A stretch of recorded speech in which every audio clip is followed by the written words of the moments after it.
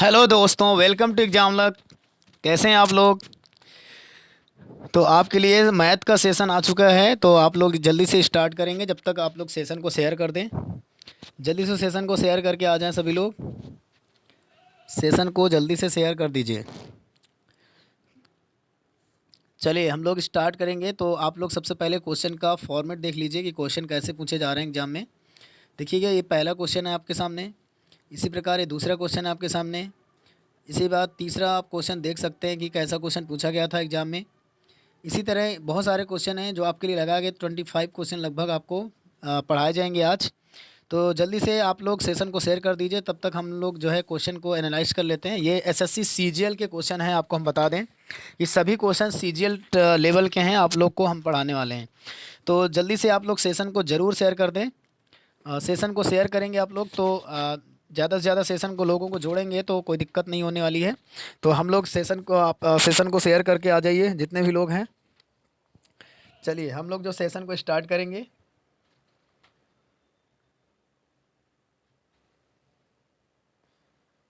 जितने भी लोग देख रहे हैं सभी लोग वीडियो को लाइक कर दें, सेशन को शेयर कर दें। चलिए हम लोग स्टार्ट करते हैं।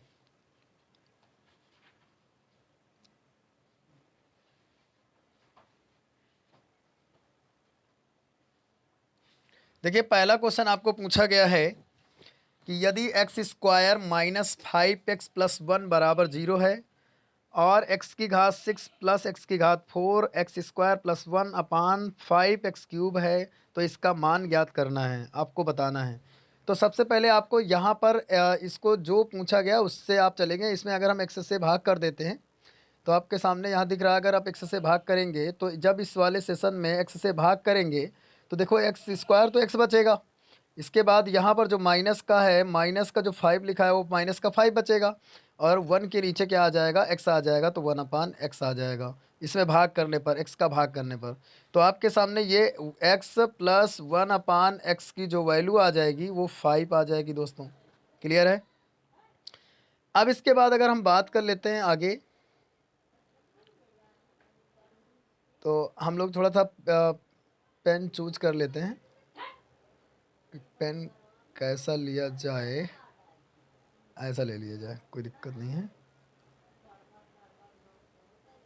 हाँ, अब इसमें आपसे क्या पूछा गया है, जो पूछा गया हम उसके अनुसार चलेंगे। तो इसमें एक देखिए 5 जो नीचे x³ है ना उसका भाग कर दीजिए आप लोग।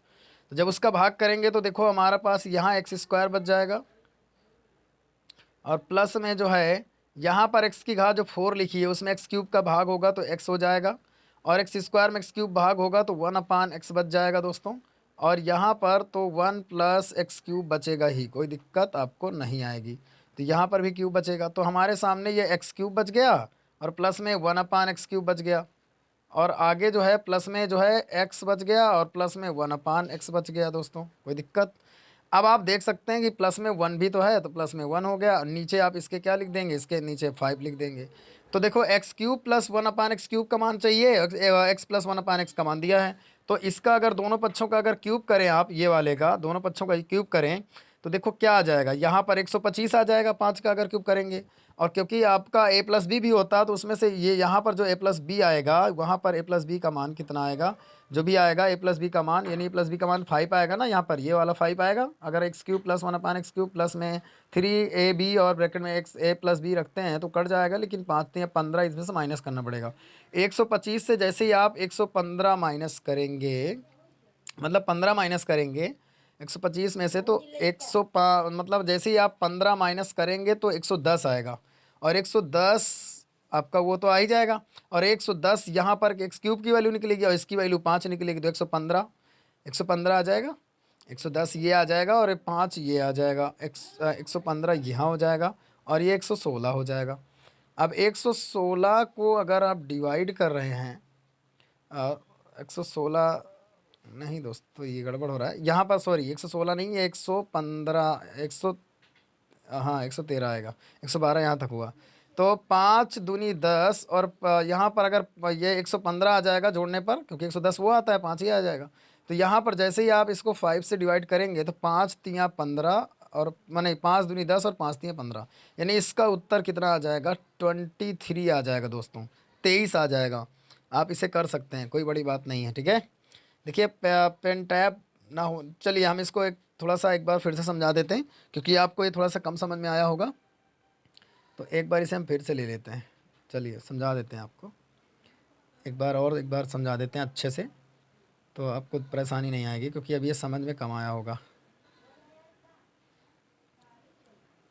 चलिए समझा दिया जाता है आपको, कोई दिक्कत नहीं है। सबसे पहले आपको करना क्या होगा, आपको करना ये होगा कि यहाँ पर मैंने कहा था ना भाग कर देना, तो यहाँ पर आपका ये x आ जाएगा और प्लस में 1/x की वैल्यू कितनी आ जाएगी 5। अब आपको क्यूब निकालना है, क्योंकि यहाँ पर क्यूब आना चाहिए। जब इसमें आप x³ का भाग करेंगे तो आपके पास ये x³ आएगा, 1 में भाग करेंगे तो 1/x³ आएगा, ये तो जानते ही हैं। जब ये क्यूब का भाग कर देंगे और यहाँ पर 4 में जब क्यूब का भाग करेंगे तो वहाँ पर आपके पास प्लस में x आने वाला है और फिर प्लस में 1/x आने वाला है, कोई दिक्कत आपको नहीं आएगी। और पूरे के बटे में तो 5 है ही है, समझ रहे हैं। अब यहाँ पर जैसे इसका क्यूब वाला मान चाहिए, तो इसका अगर दोनों पक्षों को क्यूब करते हैं तो यहाँ पर ये इधर का क्यूब आ जाएगा, तो आपको पता है 3ab भी आएगा, तो इसका क्यूब करेंगे तो 125 हो जाएगा। 125 ये हुआ, और इधर 5 3 15, क्योंकि 5 तो ये इसका मान है ही ना a प्लस b का, और 3 पहले से था, 5 3 15 इधर माइनस करेंगे, तो जब 15 माइनस करेंगे तो यहाँ 0 आएगा, 2 में से गया 110 आएगा, 110। और यहाँ पर एक इस क्यूब का मान 110 आ गया दोस्तों, 110 तो आपने रख दिया, और प्लस में x प्लस 1/x की वैल्यू कितनी है 5, तो यहाँ 5 रख दिया, यानी ये बटे में 5 आ गया। तो ये 110 और 5 115 हो गया ना, और 5 से जैसे ही इसको डिवाइड किया तो आपके पास 23 आ जाएगा, यानी उत्तर नंबर डी ऑप्शन सही है। समझ में आ गया होगा, आप स्क्रीनशॉट ले सकते हैं और इसको खुद ट्राई कर सकते हैं। देखिए पेन टच पेन ना होने की वजह से थोड़ा सा दिक्कत हो रहा है, वैसे प्रॉब्लम नहीं आएगी अगली क्लास से, क्योंकि सारी व्यवस्थाएं हो जाएंगी। चलिए इसके बाद हम लोग नेक्स्ट प्रश्न की ओर चलेंगे। आपसे नेक्स्ट प्रश्न क्या पूछा गया था सीजीएल में। देखिए ये आपका सीजीएल का क्वेश्चन आ गया सेकेंड, जिसमें आपसे पूछा गया 2500 रुपये प्रति वर्ष साधारण ब्याज की दी गई दर पर 8 वर्षों के लिए निवेश किए जाते हैं, 8 वर्षों के लिए, समझ रहे हैं। और तो परिपक्वता जो है आपसे पूछा गया है कि 3725 की राशि प्राप्त होती है, प्रति वर्ष भुगतान किए जाने वाले साधारण ब्याज की दर क्या थी दोस्तों, ये पूछा गया। तो भाई साधारण ब्याज है और 8 वर्षों के लिए निवेश किया गया है, जिसमें राशि 3725 मिली है, प्राप्त हुई है। तो आप यहां से देख सकते हैं कि 3725 में 2500 जो है माइनस कर दीजिए, 5 आएगा, 2 आएगा, 7 में 5 गया 2 आएगा, और यहाँ 3 में से 2 गया 1, 1225 रुपये आपका ब्याज होगा, घटा दिया हमने। अब 1225 रुपये आपका ब्याज है दोस्तों, तो ब्याज बराबर फार्मूला क्या होता है, मूलधन, यानी मूलधन आपका 2500 है, मूलधन गुणे दर तो हमको निकालना है, गुणे समय 8 साल है, बटे में कितना हो जाएगा 100। अब जहाँ से देख सकते हैं कि 25 चौको 100, यहाँ से कट गया 4 बार में, ऊपर तो 100 ही है, 4 दूनी 8, ये 200 हो जाएगा। 200 से आपको भाग करना है, तो R% कितना आ जाएगा 1225 आ जाएगा, और नीचे आपको 200 से करना है डिवाइड, 200 से करना है डिवाइड। तो जैसे ही आप 200 से पहले 2 से काट लीजिए इसको, जैसे 1225 को 2 से काटेंगे तो 2 छक्का 12, अब यहाँ पर पूरा पूरा चला गया, इसलिए इसको ऐसे ही रहने देंगे। अब 2 एकम 2, 2 दूनी 4, 2 पंचे 10। अब कितने अंक के बाद दशमलव है, यहाँ 2 अंक के बाद, लेकिन एक पे पूरा गया ना, तो यहाँ पर दशमलव कितने अंक के बाद आ जाएगा, 3 अंक के बाद, यानी क्या आएगा 6.125 आपका उत्तर आ जाएगा, जो कि आपको ऑप्शन नंबर 3 में दिख रहा है, ऑप्शन नंबर बी में दिख रहा है, यानी ऑप्शन नंबर बी इसका सही उत्तर होगा, 6.125। समझ में आ गया होगा आपको। इसके बाद हम लोग नेक्स्ट प्रश्न की ओर चलेंगे। क्वेश्चन नंबर 3 क्या कह रहा है, इसको आप लोग कमेंट करके बताएंगे। आपको मिलते हैं 10 सेकंड, जल्दी से बताइए, 15 सेकंड में आप इसका जवाब दे सकते हैं।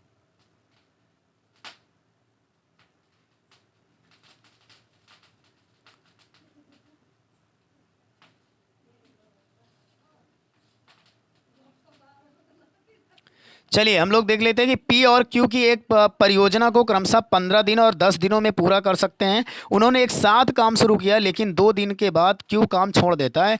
फिर आपको बताना है कि और पी ने अकेले शेष काम पूरा किया तो पूरा काम कितने दिन में समाप्त हो जाएगा। तो देखो पी जो है करता है कितने दिनों में, आपको पता है पी करता है 15 दिनों में दोस्तों। इसके बाद जो क्यू करता है आपका, क्यू करता है आपका 10 दिनों में दोस्तों। तो 10 दिनों में क्यू करता है, दोनों का एलसीएम अगर हम लें तो एलसीएम कितना आ जाएगा, एलसीएम आ जाएगा 30। अब एलसीएम 30 आएगा, 15 से डिवाइड करेंगे तो यहाँ 2 आ जाएगा, 10 से डिवाइड करेंगे तो यहाँ 3 आ जाएगा। अब इसके बाद आपको ये देखना है कि दोनों ने टोटल क्षमताएं अगर दोनों की जोड़ें तो 5 होगी। अब 5 की स्पीड से कितने दिन तक काम किया गया है, 2 दिनों तक काम किया गया है, तो 5 दूनी 10, यानी 10 काम तो पूरा हो गया है। अब जब 10 काम पूरा हो गया है तो आप 30 में से 10 घटा देंगे तो आपका काम बचा कितना है, 20। अब ये 20 काम कौन करेगा, क्यों छोड़ देता है तो पी तो करेगा, तो पी अकेला करेगा और पी 2 की स्पीड से करेगा 20 काम को, 2 की स्पीड से करेगा। तो पी को कितने दिन लग जाएंगे शेष काम करने में, टोटल 10 दिन लग जाएंगे। 10 दिन तो पी को लग गया और 2 दिन मिलकर कार्य हुआ, तो टोटल कार्य कितने दिन हुआ दोस्तों, 12 दिन हुआ ना। वही तो पूछा कि पूरा काम कितने दिनों में समाप्त हुआ, तो 12 दिन में समाप्त हो गया। आपको समझ में आ गया होगा, यानी ऑप्शन नंबर ए सही होगा। समझ में आया, स्क्रीनशॉट ले सकते हैं आप, ठीक है। चलिए हम लोग अगले प्रश्न की बात करेंगे। प्रश्न नंबर, देखिए अगर ये पीडीएफ आपको लेनी है तो ये पीडीएफ टेलीग्राम में मिल जाएगी और टेलीग्राम का जो लिंक है वो चैनल के डिस्क्रिप्शन में दे दिया जाएगा। आप लोग इस डिस्क्रिप्शन में जाके टेलीग्राम को ज्वाइन कर लीजिएगा, आपको ये सारी पीडीएफ इसी तरह सोल्यूशन, पूरे सोल्यूशन के सहित मिल जाएगी, ठीक है, कोई दिक्कत आपको नहीं आएगी। नेक्स्ट, आपको स्क्रीनशॉट भी लेने की जरूरत नहीं पड़ेगी, आपको पूरा सोल्यूशन पीडीएफ आपको मिल जाएगा। देखिए आगे क्वेश्चन कहा गया 27 पारियों के लिए किसी क्रिकेट खिलाड़ी का बल्लेबाजी का औसत कितना था, 47 रन था। ये भी पूछा गया है दोस्तों सीजीएल में, याद रखिएगा। तो सीजीएल में अगर पूछा गया है तो ये सभी एग्जामों बनने की संभावना है, क्योंकि टीसीएस एग्जाम कराती है कि कोई भी तो बहुत ही अच्छे क्वेश्चन देती है और आप लेवल भी देख सकते हैं, थोड़ा सा अच्छा ही है। 27 पारियों के लिए किसी क्रिकेट खिलाड़ी का बल्लेबाजी का औसत कितना था, 47 रन था। एक पारी में उसका उच्चतम स्कोर उसके निम्नतम स्कोर से 157 रन अधिक है, 157 रन अधिक है दोस्तों। यदि ये 2 पारियां हटा दी जाएं तो शेष 25 पारियों का औसत स्कोर 42 रन है। एक पारी में उसका उच्चतम स्कोर ज्ञात कीजिए। तो सबसे पहले आप 27 गुणे कितना कर देंगे, 27 गुणे कर देंगे आप दोस्तों, 27, ये 27 है, आप ध्यान से रखिएगा।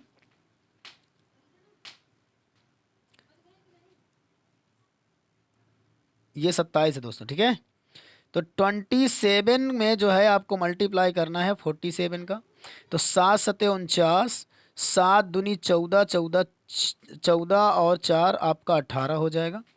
देखो 7 सते 49, हासिल आया 4, 7 दूनी 14, 4 18, यहाँ पर कितना कर देंगे मल्टीप्लाई, 4 सते 28 की 8, हासिल आया आपका 2, 4 दूनी 8, 2 10, यहाँ पर 10 हो जाएगा। जोड़ेंगे तो 9, 8 8 16 की 6, 8 8 16 की 6, 1 1 2 और यहाँ पर 1, 1269 आ जाएगा, 1269, यानी 1269। एक बार और मल्टीप्लाई कर लेंगे 27 में 47 का, 7 सते 49, 49 की 9, हासिल आया 4 और 7 दूनी 14, 4 18, फिर इसके बाद मल्टीप्लाई यहाँ कर देंगे, यहाँ गुणे का निशान लगा देंगे, 4 सते 28 की 8, हासिल आया 2, 4 दूनी 8, 2 10, 9, 8 8 16 की 6, 1 1 2 और यहाँ पर 1, यानी 1269 आ गया। अब इसके बाद उसका उच्चतम स्कोर निम्नतम स्कोर से 157 रन अधिक है। तो 2 पारियां यदि हटा दी जाएं तो 25 शेष 25 पारियों का औसत स्कोर 42 रन है। तो उनका उच्चतम स्कोर क्या होगा, देखिए 25 पारियों का औसत स्कोर कितना है, 42। यहाँ पर 42 का मल्टीप्लाई कर लो, 2 पंचे 10, 2 दूनी 4 और 1 5, 4 पंचे 20, हासिल आया 2, 4 दूनी 8, 2 10, यहाँ पर 1050 आपका ये आ गया दोस्तों। अब 1050 ये है, समझ रहे हैं। अब देखो 157 रन अधिक है, कौन सा अधिक है, ये 1296 वाला। तो इसको 157 रन इसमें हम जोड़ देंगे, तो 9 7 16 और 6 5 11, 11 और 1 12 की 2, है ना। अब इसके बाद यहाँ पर 2 1 1 2 1 3 1 4, यहाँ पर ये आ जाएगा 1426 में से 1050। कुछ गड़बड़ तो नहीं हो रहा, आप देख सकते हैं, देख लेते हैं एक बार। हाँ एक बार, अधिक है, सॉरी सॉरी सॉरी, अधिक है, इसको घटाना है आपको, जोड़ना नहीं है, क्योंकि उसने अधिक बोला है दोस्तों, ठीक है। अगर अधिक बोला है तो आप इसे जोड़ेंगे नहीं, नहीं गड़बड़ा जाएगा, आंसर नहीं आएगा। अब इसको आप जोड़ेंगे नहीं, इसको आप माइनस करेंगे। माइनस करेंगे तो 9 में से 7 गया 2 बचा, और 6 में से 5 गया 1 बचा, और इसके बाद 2 में से गया 1 बचा, और यहाँ पर 1 तो है ही है। अब इन दोनों का अंतर देख सकते हैं, 157 रन अधिक है ये दोनों, 157 है ना। तो तो यहाँ पर कितना आएगा औसत स्कोर? कुछ गड़बड़ हो रहा है, देख सकते हैं क्या दिक्कत हो रही है। 25 पारियां, यदि 2 पारियां हटा दी जाएं तो 25 पारियों का रन 42, औसत रन 42 हो जाता है।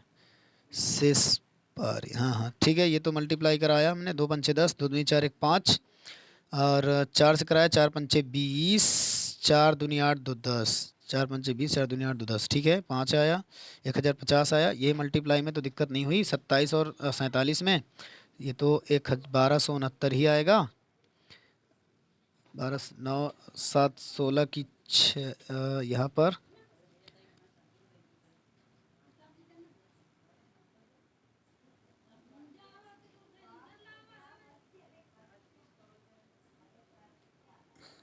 चलिए हम एक बार थोड़ा सा ट्राई कर लेते हैं, कुछ मिस्टेक हो रहा होगा, एक बार फिर से देख लेते हैं शुरू से।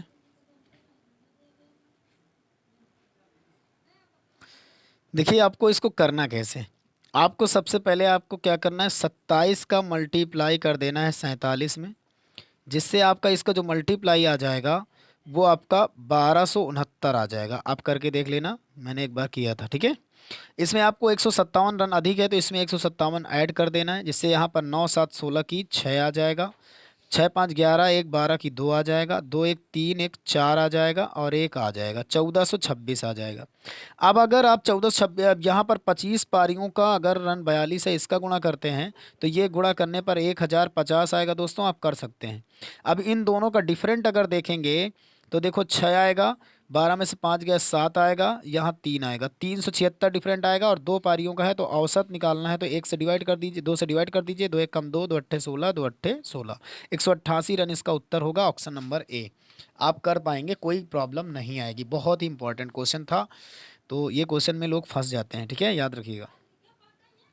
नेक्स्ट क्वेश्चन, क्वेश्चन नंबर 5 है, रिया 30% की छूट या 25% और 5% की दो क्रमिक छूट के बीच निर्णय ले पा रही थी। दोनों को 3840 की खरीदारी पर दिया जा रहा था।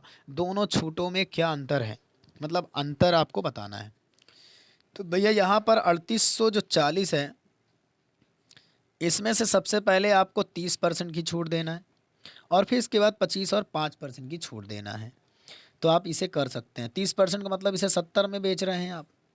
यहाँ पर इसको डिवाइड कर देंगे, तो डिवाइड करेंगे तो 7 चौक 28 की 8, 7 अठे 56, और 56 और इसके बाद 57 58, क्योंकि 7 चौक 28 हासिल 2 आया ना, 7 अठे 56, 2 58 की 8 हासिल आया 5, 7 त्रिक 21, 21 5 26, 2688 यहाँ आ गया। अब आगे उसने दो क्रमिक छोड़ दिए हैं इसी 3838 से, दोनों को 3840 में दो छोड़ दी हैं। पहली छूट उसने 25% की दी है, मतलब 75 में बेचा है, 75/100। दूसरी छूट उसने 4-5% की दी है, मतलब 95 में बेचा है, मतलब इसके बटे 100। 25 या 75 और 25 चौको 100 डिवाइड कर दिया। अब यहाँ पर देखो, इसको 0 से 0 काट दिया, 5 से 19 पंचे 95, और 5 से 2 बार में। अब यहाँ पर देखो 4 दूनी 8, तो इसको आप 4 से डिवाइड कर दीजिए, 4 अट्ठे 4 नहीं 36, 37 अट्ठे 4 छंग 24, 96 आ गया। 2 से डिवाइड कर दीजिए, 2 चौको 8, 2 अट्ठे 16, 48। तो 48 गुणे 3 गुणे 19, 19 त्रिक 57, ये हो गया। तो 48 और 57 इसको करने पर आया, ठीक है, आपको समझ में आया होगा ना। तो यहाँ पर 48 और 57 आ गया, इसका मल्टीप्लाई कर लेते हैं दो छूटे देने के बाद, क्योंकि जगह कम हो जाने की वजह से आपको ये सब झेलना पड़ेगा भाई। यहाँ पर हम आए तो 48 था मेरे पास और 57 था, इसका मल्टीप्लाई कर लें तो 7 अठे 56 की 6 हासिल आया 5, 7 चौक 28, 28 5 32, है ना, 28 5 33 होता है दोस्तों, ठीक है, थोड़ा सा गड़बड़ हो गया, 33 होगा। अब यहाँ पर 5 40 की 0 और 5 चौको 20 और 20 4 24 जोड़ दीजिए, तो यहाँ पर 6 आ जाएगा, और यहाँ पर 4 3 7 आ जाएगा, और यहाँ पर 3 2 5 आ जाएगा, 576 और 26 576। गड़बड़ हो गया क्या, एक बार फिर से देखते हैं।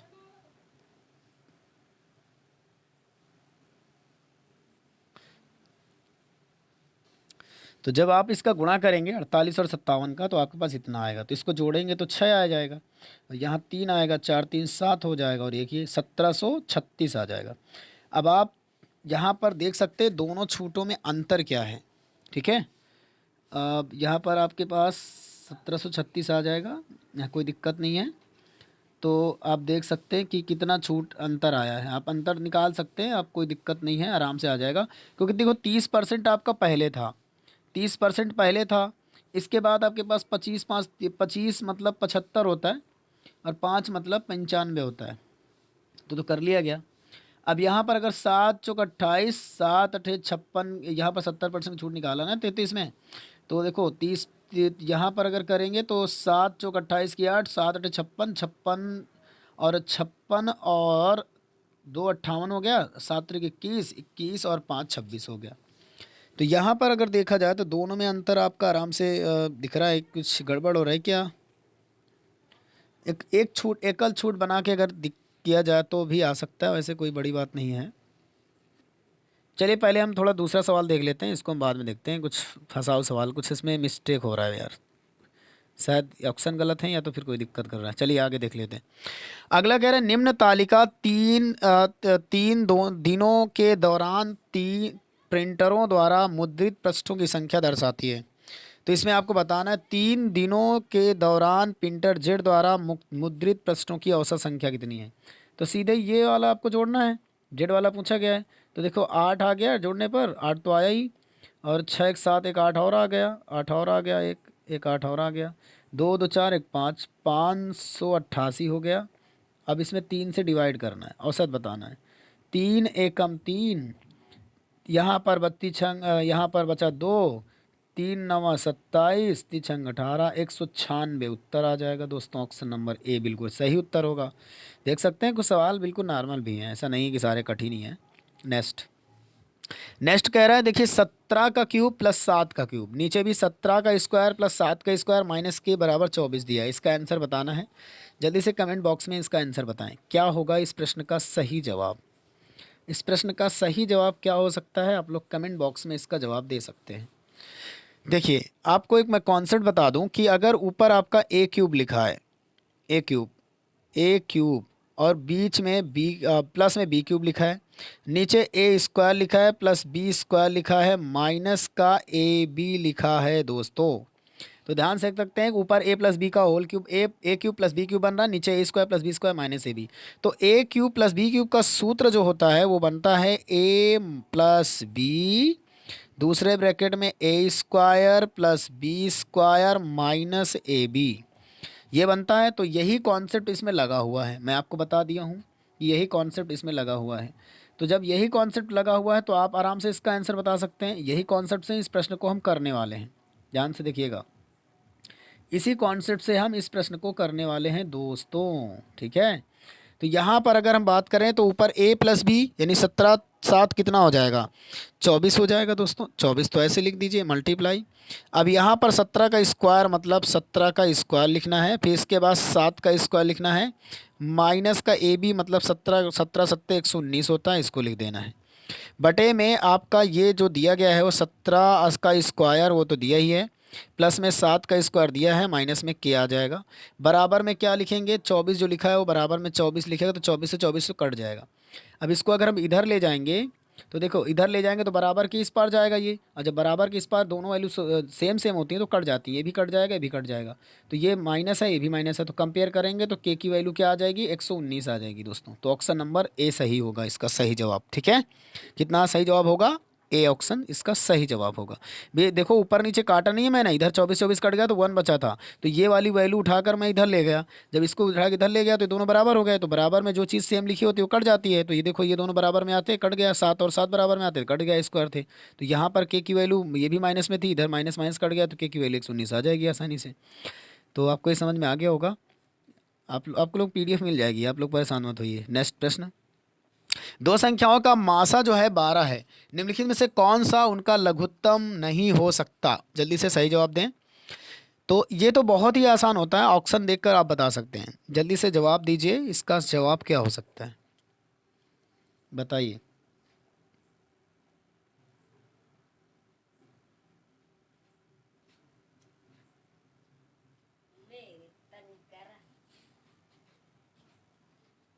तो बताइएगा इसको।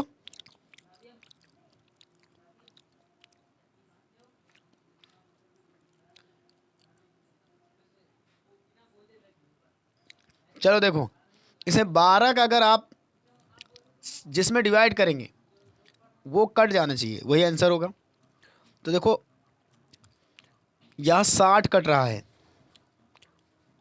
ठीक है ना। तो यहाँ पर जो 60 कट रहा है और 12 से कौन डिवाइड हो रहा है बताइए, यही डिवाइड हो रहा है, तो ये नहीं हो सकता लघुत्तम, ठीक है। Option B. नेक्स्ट चलेंगे, यहाँ पर दिया है कास 45 अपॉन सेक 30 अंश और कॉसेक 30 अंश, सरल करना है, बताना आंसर। देखो ये तो आपका आसान नहीं है, थोड़ा सा डिफ़िकल्ट है। 45 की वैल्यू रखेंगे तो 1/√2 होती है, और यहाँ पर जो है सेक की वैल्यू रखेंगे तो कास का उल्टा होता है, तो यहाँ पर 2/√3 आ जाएगा। और यहाँ पर रखेंगे कॉसेक की वैल्यू तो कॉसेक की वैल्यू 2 होती है। जैसे इसको सॉल्व करेंगे तो ये आ जाएगा 1/√2। इसको सॉल्व करेंगे तो ये 2 कॉमन हो जाएगा, और ये जब 2 कॉमन हो जाएगा इधर तो ये 1 + √3 बचेगा, और पूरे 1/√3 बचेगा। तो इसको आप जैसे ही ये ऊपर ले जाओगे सॉल्व करोगे तो इसका मैं आंसर आपको बता दूं, आप लोग सॉल्व कर लीजिएगा। इसका ऑप्शन नंबर 3 सही होगा, ये वाला, क्योंकि इसमें संयुग्मी भी करानी पड़ेगी। तो आप प्लीज़ इस लोग कर लेंगे आप लोग कॉपी में, ठीक है। अगर नहीं आए तो आप कमेंट कर दीजिएगा, हम उसको बता देंगे नेक्स्ट वीडियो में। चलिए नेक्स्ट, एक बेईमान व्यापारी क्रय मूल्य पर 12.5% की हानि पर माल बेचता है। इसको आप बताइएगा कि क्या हो सकता है, और 36 ग्राम की बजाय 28 ग्राम वजन का उपयोग करता है। तो इसका आंसर क्या होगा, लाभ प्रतिशत या हानि बतानी है। तो देखिएगा, अगर 100% की बात करें तो भैया अगर हम 100% की बात कर रहे हैं, इसमें किसी चीज़ की हानि हो गई है, 12.5% की हानि हो गई।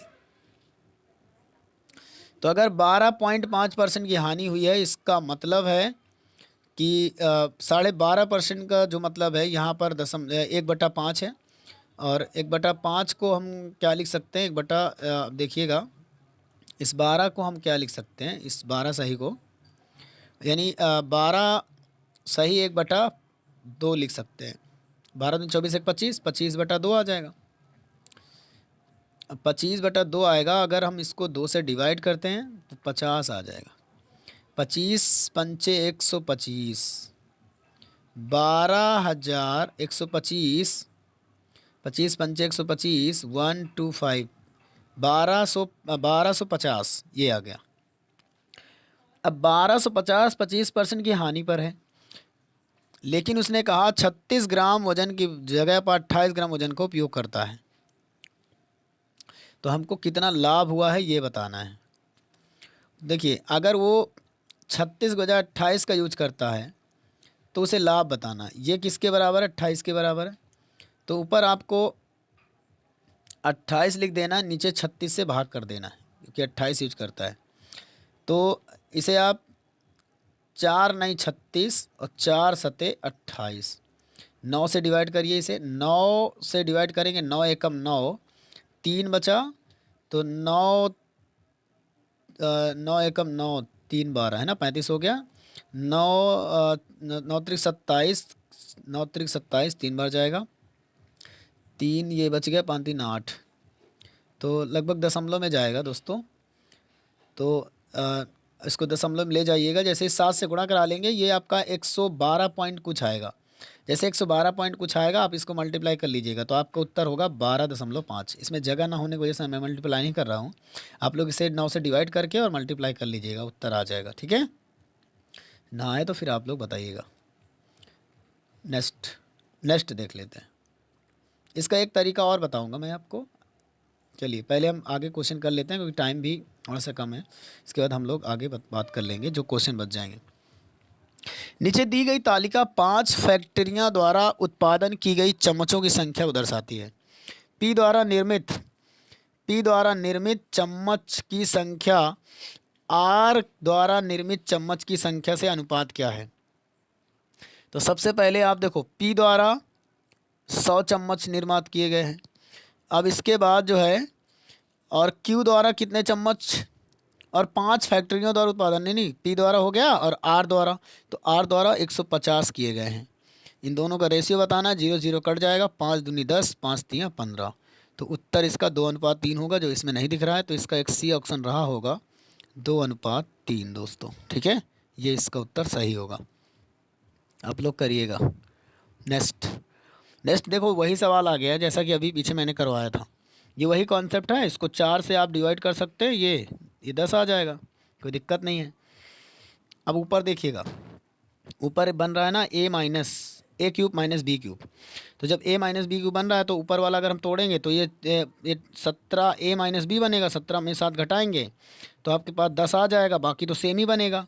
17 का स्क्वायर प्लस 7 का स्क्वायर माइनस में p, प्लस में p हो जाएगा क्योंकि इसमें प्लस वाला लगेगा सूत्र, और नीचे भी आपका सेम ही दिया गया है। तो आप देख सकते हैं, तो 10 से 10 तो कट जाएगा ना, ये जो घटाने के बाद 10 आएगा, तो 10 से 10 कट जाएगा, ये 10 और ये 10 खत्म। तो आप तुलना कर रहे होंगे, जब ये 10 10 कट गया तो तुलना कर रहे होंगे, तो ऊपर नीचे ये वाले दोनों कट जाएंगे। तो यहाँ पर 17 और 7 का जब गुणा करेंगे तो 119 ही तो आएगा। तो इसका मतलब 119 आएगा, लेकिन अब की बार क्या माइनस का आएगा, क्यों? क्योंकि ऊपर प्लस है नीचे माइनस, नीचे प्लस है ऊपर माइनस है ना। तो अब की बार जो है एक दूसरे में जब कन्वर्ट करेंगे तो प्लस का नहीं आएगा, माइनस का, सॉरी प्लस तो यह माइनस का नहीं, प्लस का आएगा। 17 7 119 प्लस ही का आएगा, 119 किसका आएगा? प्लस ही का आएगा। ठीक है, आपको लोग कर लीजिएगा, बहुत ही सिंपल है, ऐसे ही क्वेश्चन मैंने कराया है। ठीक है, अभी आगे देख सकते हैं आप। नेक्स्ट देखो, रिपीटेड क्वेश्चन है, इसमें कौन सा पूछ रहे हैं? लघुत्तम नहीं हो सकता, तो जो नहीं हो सकता उसी को करना है, क्योंकि 12 से आपका डिवाइड हो रहा है क्या। देखिए पीछे वाले क्वेश्चन में कुछ गड़बड़ हो गया है दोस्तों, देख लेते हैं।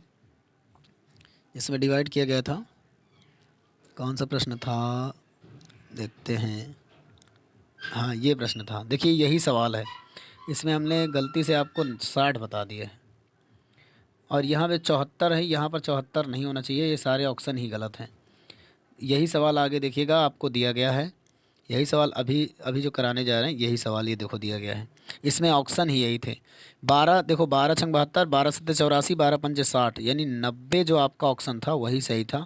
90 इसका डिवाइड नहीं हो रहा, जो डिवाइड नहीं होता वो आंसर होता, उसमें तो सारे कुछ दो, एक डिवाइड हो रहा था, 3 डिवाइड ही नहीं हो रहे थे, तो वो उत्तर थोड़ी ना हो सकता है ना। जो डिवाइड नहीं होता वो उत्तर होता है। तो देखो ये ऑप्शन बिल्कुल सही लगे हुए हैं, तो इसमें एक ऑप्शन 90 था जो कि उत्तर सही होगा, और यही सवाल ऊपर ही था। नेक्स्ट, नीचे दी गई 8 कंपनियों द्वारा बेचे गए ट्रक की संख्या को दर्शाता है। इन सभी 8 कंपनियों द्वारा बेचे गए कुल संख्या 4000 है।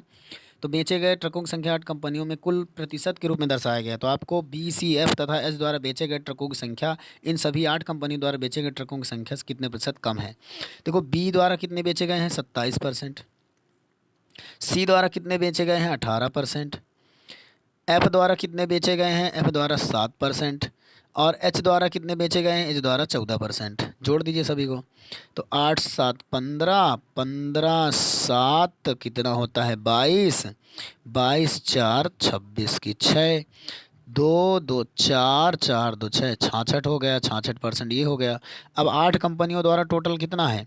8 कंपनियों द्वारा बेचे गए, सभी 8 कंपनियों द्वारा, तो आपको पता है वहाँ पर कितने परसेंट होगा? 100% होगा 8 कंपनियों द्वारा, पूरा अगर जोड़ा जाएगा तो 100 में से जैसे ही 66% घटाएंगे तो 44% आपका जवाब आ जाएगा, कि 44% आपका आंसर होगा। इसमें 44% कहीं छुप गया है, तो आंसर नंबर इसका 44% सही होगा दोस्तों। ठीक है, याद रखिएगा 44% इसका बिल्कुल सही उत्तर होगा।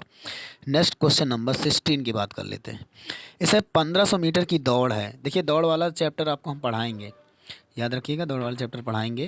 तो इस प्रश्न को हम थोड़ा सा अवॉइड करते हैं, ये आपके लेवल का नहीं है, फिर देखते हैं, थोड़ा सा हाई लेवल है, इसको समझाना पड़ेगा पहले।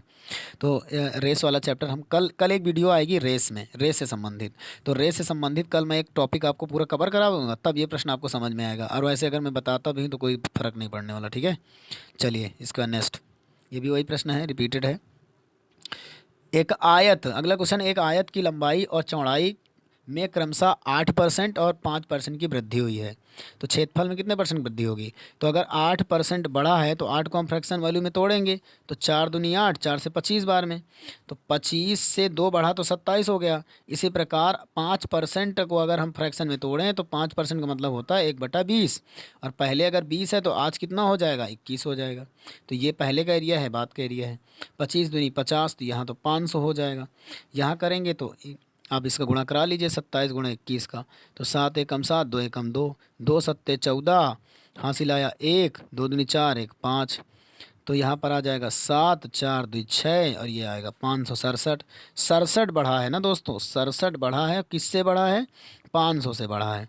परसेंटेज के लिए 100, यहाँ पर 2 जीरो कट जाएंगे, 5 से डिवाइड करेंगे तो 5 एकम 5 आ जाएगा, 5 5 एकम 5, और यहाँ पर देखिए 1 बच गया, 5 तियाँ 15 दशमलव, इसके बाद आपका कितना 2 5 को 20, 13.4% उत्तर आ जाएगा। इसमें ऑप्शन दिया नहीं गया, 13.4% आएगा, पहले ऑप्शन में दिया गया था। ठीक है, याद रखिएगा, बहुत इंपॉर्टेंट प्रश्न है।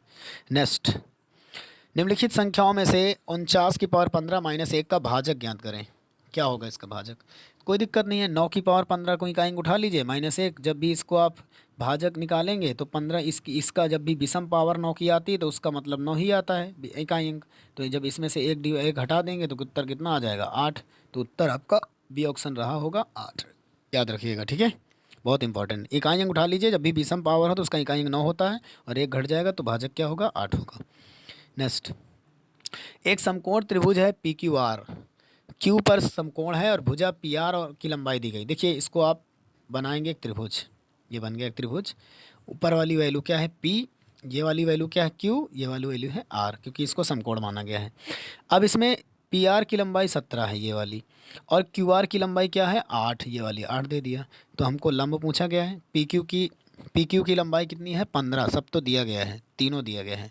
नहीं 8 7 15 का ट्रिपलाइट बनता, वो भी सही है। अब आपको देखो यहाँ पर अल्फ़ा कोण कौन सा माना गया है? पी वाला, ये वाला, और इसको अल्फ़ा माना गया तो इसके सामने वाला लंब हो जाएगा, और साइन अल्फ़ा बराबर लंब बटे कर्ण होता है, तो लंब हो गया 8 और कर्ण हो गया 17। इसी प्रकार आपसे कॉस अल्फ़ा पूछा है, और कॉस अल्फ़ा में आपको पता है अल्फ़ा की जगह पर तो ये लंब है, तो इसमें आपका होता है लाल बटा कक्का, लाल बटा कक्का होता है, ये तो याद ही है।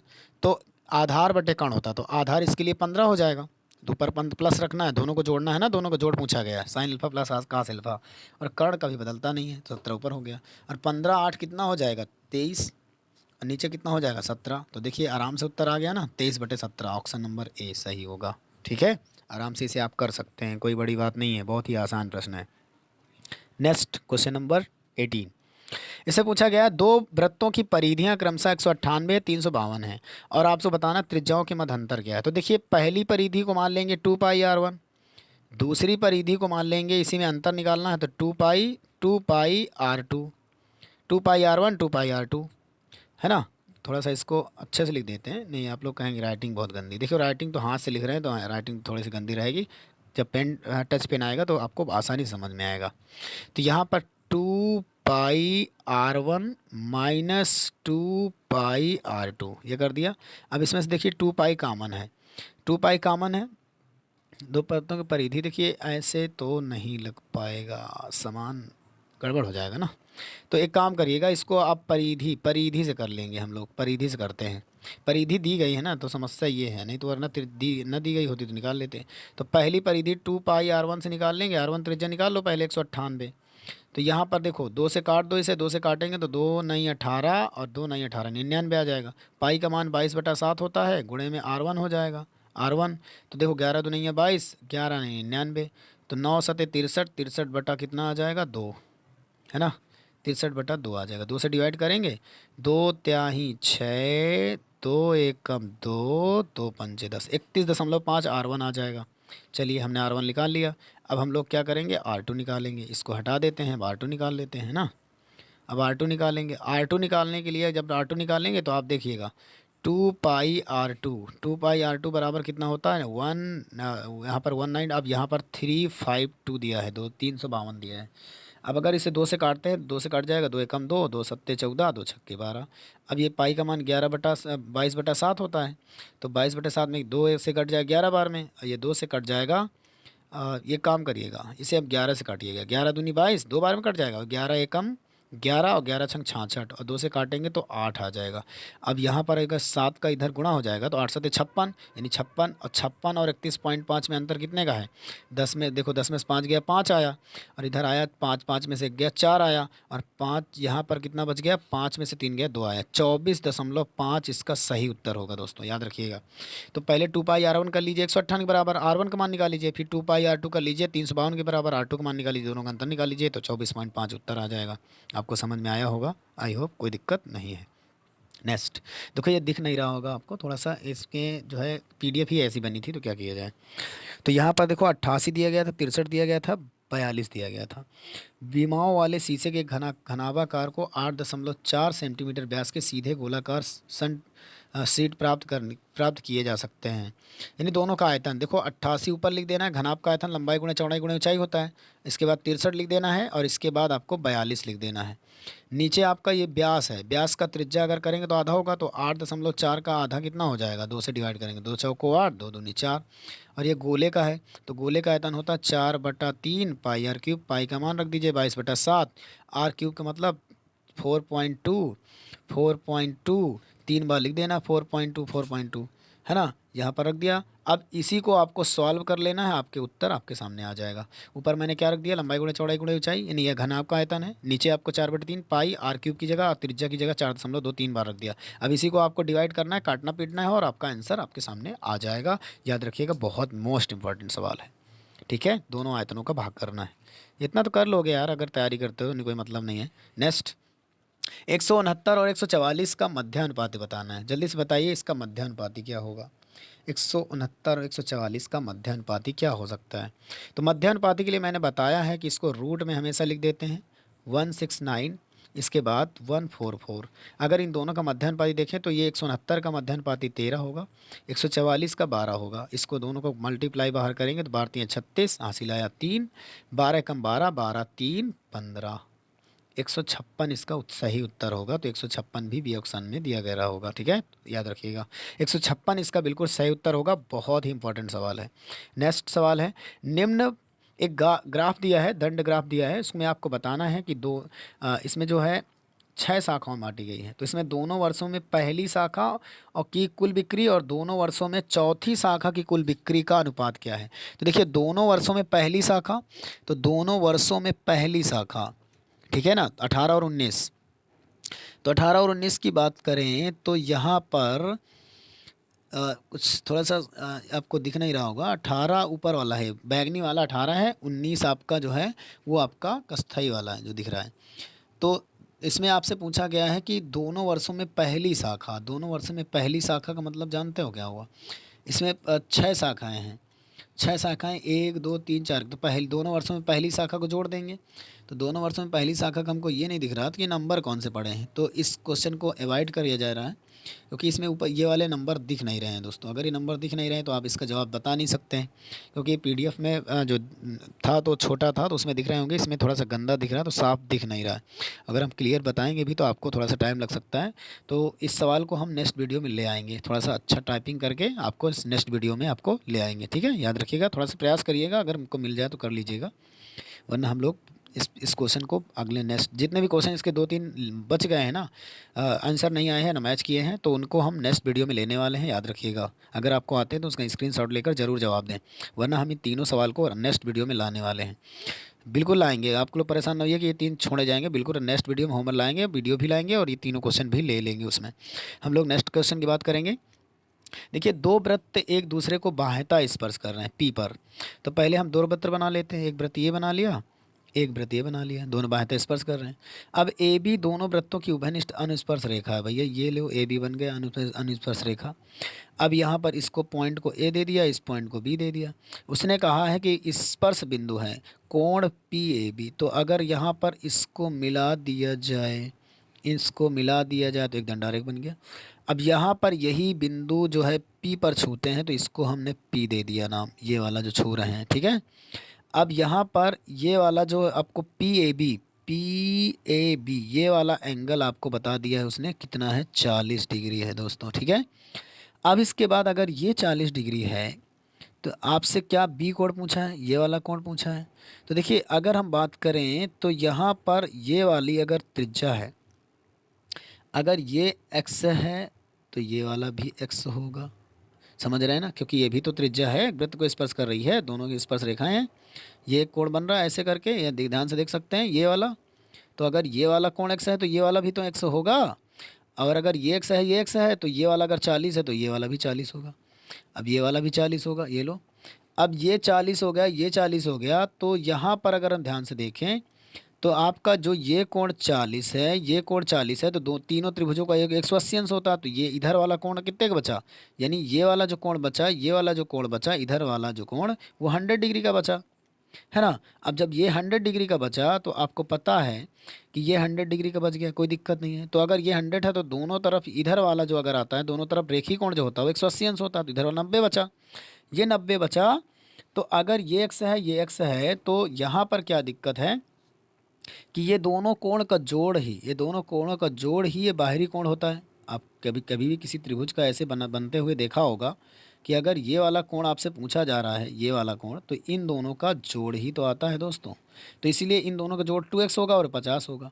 तो 2x किसके बराबर आएगा, 100 के आएगा। अब जब 2 से इसको डिवाइड करेंगे तो x की वैल्यू कितनी आ जाएगी, 50। तो आपका आंसर इसका क्या होगा, 50 डिग्री होगा दोस्तों, है ना। कितना होगा, 50 डिग्री होगा। बहुत इंपॉर्टेंट सवाल है, याद रखिएगा। नेक्स्ट नेक्स्ट है, एक वृत्त की त्रिज्या 10 सेंटीमीटर है, इस वृत्त के केंद्र पर जीवा ए बी द्वारा बनाया गया कोण 60 डिग्री है, इस जीवा की लंबाई क्या है। देखिए एक वृत्त बना लिया, इसमें कहा गया है वृत्त की त्रिज्या 10 सेंटीमीटर और जीवा ए बी मान लिया, जीवा ए बी ऐसे खींच दिया मैंने, कोई दिक्कत नहीं है। अब इसकी त्रिज्या 10 है तो ये वाली त्रिज्या मान लिया हमने, ये वाली यहाँ से स्पर्श कर रही है, ये वाली त्रिज्या कितनी है, 10 है। तो अगर ये 10 है तो इधर वाली भी तो 10 होगी, इधर भी 10 होगी। और ये कोण कितने डिग्री का बन रहा है, 60 डिग्री का बन रहा है दोस्तों, है ना। तो यहाँ पर इसको हमने ए बी मान लिया जीवा को, और इसको हमने क्या मान लिया, ओ मान लिया। चलिए तो ये 60 डिग्री का है। तो अगर ये 10 है ये 10 है तो भैया ये एक समबाहु त्रिभुज बन रहा है। अगर ये 60 है तो ये भी 60 है, ये भी 60 है। तो अगर ये 10 तो ये भी 10, यानी इसकी जीवा की लंबाई क्या आ जाएगी, ये भी 10 आ जाएगी। उत्तर क्या होगा, 10। ठीक है, क्योंकि समबाहु त्रिभुज बन रहा है, समबाहु त्रिभुज की तीनों भुजाएं बराबर होती हैं।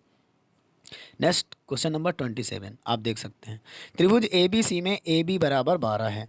देखो ए बी बराबर 12 है, ये 12 हो गया। इसके बाद ए सी बराबर 10 है, ये 10 हो गया। अब आपको कोण बी ए सी 60 डिग्री दिया है, तो देखो 60 डिग्री दिया है, बी सी की भुजा की लंबाई पूछी है, याद रखिएगा। तो देखिए अगर ये 12 ये 10 है, बी सी की भुजा की लंबाई पूछी है, तो आप लोग ध्यान से देखिएगा, कर पाएंगे आप आसानी से। तो यहाँ पर क्या करते हैं, यहाँ पर ये वाली बी सी की भुजा की लंबाई बतानी है। तो हमको तो पूरा नहीं पता ना, लेकिन अगर ये 60 डिग्री है, ये 10 है, ये 12 है, तो ये विषम बाहु त्रिभुज बन रहा है, विषम बाहु त्रिभुज बन रहा है आराम से, कोई दिक्कत नहीं है। तो हमको ये वाली हाइट निकाल लेनी चाहिए, क्योंकि आधार हमको नहीं पता। तो हाइट निकाल लेंगे तो आराम से आप कर पाएंगे, है ना। तो हाइट निकाल लीजिएगा। वैसे मैं इसका एक शॉर्ट ट्रिक आपको बताऊँगा कि इन दोनों का जो अंतर है, इन दोनों का क्या है, 22। ठीक है, 22। और यहाँ वाला जो आपका अंतर, इसको क्योंकि दो भागों में डिवाइड किया गया है, 22 में से जो है अगर हम तीसरी वाली भुजा निकालें तो इसको हम 2 से डिवाइड करेंगे, क्योंकि दो भागों में बांटा गया है इसे, दो लाइनों में। तो इसका उत्तर कितना आता है, 11 आता है दोस्तों। तो इसका एक सही जवाब होगा 11 सेंटीमीटर सही जवाब होगा। अब इसका मैं एक तरीका आपको लेकर आने वाला हूँ, बहुत जल्द समझाने वाला हूँ। ठीक है, बहुत ही शानदार तरीका आपके सामने रहेगा। ठीक है, तो इसको आप कर लीजिएगा। आपको ये तरीका अगर समझ में नहीं आया तो मैं इसका अगला तरीका आपके बहुत जल्द लेकर आने वाला हूँ। आप इसकी लंबाई आराम से कैसे निकाल सकते हैं वो इसी के बारे में आपको बताने वाले हैं। नेक्स्ट 28, इसमें tan square theta plus cot square theta minus sec square theta into cosec square theta का मान बताना है। देखिए tan स्क्वायर थीटा क्या होता है आपको हम बता दें तो tan स्क्वायर यहाँ पर याद रखिएगा, ये जो सेक स्क्वायर थीटा दिया है इसमें आपको कुछ वैल्यू रखनी होगी, वैल्यू रखकर चेक करनी होगी। ठीक है, तो इसकी वैल्यू क्या हो सकती है। तो अगर हम 45 रखते हैं तो आराम से 45 रखेंगे तो देखो 1 हो जाएगा, इसका भी 1 हो जाएगा। और सेक 45 किसका उल्टा होता है, कास का, तो वहाँ पर तो आपका 1/2 हो जाएगा। तो यहाँ 1 हुआ, यहाँ 1 हुआ, यहाँ 1 हुआ, कोई दिक्कत नहीं है। अगर यहाँ रखते हैं तो 1/2 यानी 1/2 बचेगा। यहाँ रखते हैं कॉसेक स्क्वायर थीटा की जगह पर, तो कॉसेक स्क्वायर 45 की यानी इसका मान भी वही होता है, यानी 2 आ जाएगा, 2 आ जाएगा। समझ रहे हैं। तो यहाँ पर कॉसेक स्क्वायर का मान कॉसेक स्क्वायर 45 की बात कर रहा हूँ, तो 1 साइन का उल्टा होता है ना, साइन का कॉसेक उल्टा होता है, तो उसको इस 45 का मान 1/√2 है, इसका √2 हो। तो देखो इससे ये आंसर नहीं बन रहा, क्योंकि इससे अगर इसको हम घटाते हैं तो इसकी वैल्यू 1 आ जाएगी, तो 1 इसमें है नहीं कहीं। तो अगर हम जीरो रखते हैं तो जीरो पर रखने पर क्या आएगा, जीरो, tan जीरो का मान कितना होता है, जीरो। कॉट जीरो का मान कितना होता है, कॉट जीरो का मान अनंत होता है। सेक जीरो अंश का मान, क्योंकि कास जीरो का मान 1 होता है, तो इसकी वैल्यू भी 1। कॉसेक जीरो का मान कितना होता है, साइन जीरो का इन्फाइनाइट, ये भी नहीं बनेगा। यानी किसी कोण रखने पर नहीं बन रहा है, जीरो पर रखने पर नहीं बन रहा, 45 रखने पर नहीं बन रहा। 30 रखते हैं, तो अगर 30 रखते हैं तो tan 30 की वैल्यू कितनी होती है, tan 30 की वैल्यू होती है 1/√3, तो 1/3 आ जाएगा। इसके बाद प्लस काट स्क्वायर की बात करें, काट 30 किसका उल्टा होता है, टैन का, तो टैन का उल्टा होता है ना, तो इसकी 30 की वैल्यू √3 हो जाएगी, मतलब ये 3 आ जाएगा। अब यहाँ पर 3 त्रिको 9 1 10, 10/3 आ जाएगा, दोनों को जोड़ेंगे तो। अब यहाँ जैसे ही हम रखते हैं 30 अंश, तो 30 अंश रखने का मतलब है कॉसेक सेक का उल्टा, तो सेक का होता है √3/2, इसका हो जाएगा 2/√3, यानी 2 2 4 हो जाएगा, बटे 3 हो जाएगा। अब इसके बाद कॉसेक स्क्वायर 30 की वैल्यू 1/2, तो 1/4, तो कट जाएगा 1/4 से 1/4, 3 बचेगा, तो इसके साथ माइनस का 1/3 घटा देंगे। तो आप देख सकते हैं कि यहाँ अगर घटाएंगे 1 10 में से 9 आ जाएगा, नीचे आएगा 3, 3 से इसको डिवाइड करेंगे तो हमारे पास 3 आता, 3 भी उत्तर नहीं आ रहा। इसका मतलब 30 भी रखने पर नहीं आएगा, आंसर नहीं बन रहा। तो अब एक ही चारा बचा है, 60 डिग्री।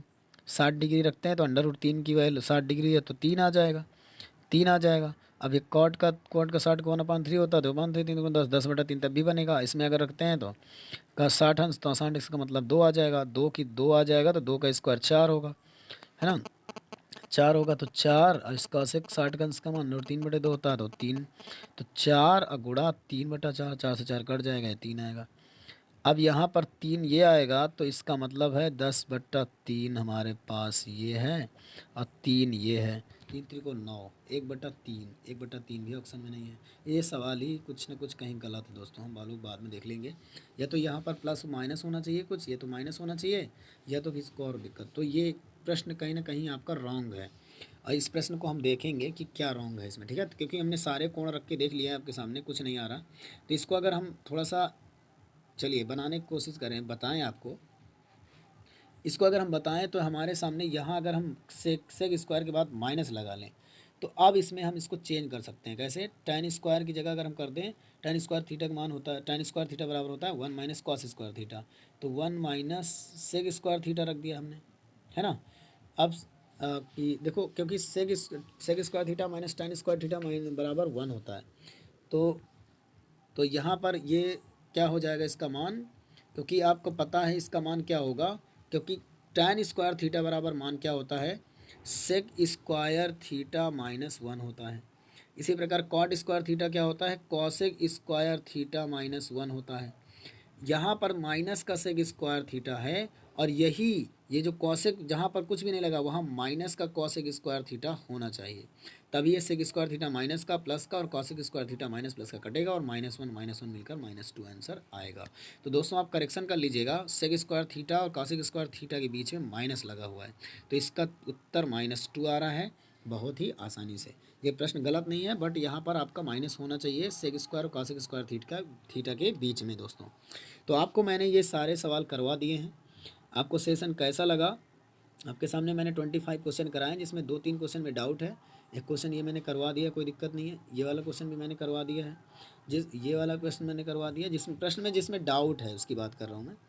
देखिए एक प्रश्न ये है, इसको मैंने करवा दिया, ये प्रश्न भी करवा दिया मैंने, ये प्रश्न भी मैंने करवा दिया, और यहाँ पर ये प्रश्न में मैंने छोड़ दिया आपको 14 नंबर प्रश्न। आप लोग याद रखिएगा और कमेंट कर दीजिएगा नीचे वीडियो के ऑफलाइन के नीचे कि हाँ सर जी 14 नंबर नहीं हुआ है, और जो प्रश्न देखो 14 नंबर नोट करिएगा, क्योंकि कमेंट करिएंगे तो नहीं, अगर याददाश्त नहीं रहा तो दिक्कत हो जाएगी ना। अब यहाँ पर 14 नंबर बताना है, और इसके बाद आगे देख लेते हैं कौन सा है। एक आपका ये तो हो गया है, कोई दिक्कत नहीं है, ये वाला भी बता दिया मैंने, ये वाला भी बता दिया मैंने, कोई दिक्कत नहीं है, ये वाला भी बता दिया मैंने, कोई दिक्कत नहीं है। यहाँ पर एक प्रश्न ये है 21 नंबर भी नोट करिएगा, 14 और 21 हो गए, 14 और 21 हो गए, ठीक है। और इसके बाद 25 ये वाला भी बता दिया मैंने, ये वाला भी बता दिया गया मैंने, और एक इधर ये है 24 नंबर, 14, 21, 24 इसको बता दिया है, वैसे फिर भी मैंने इसको डाउट में लिया है।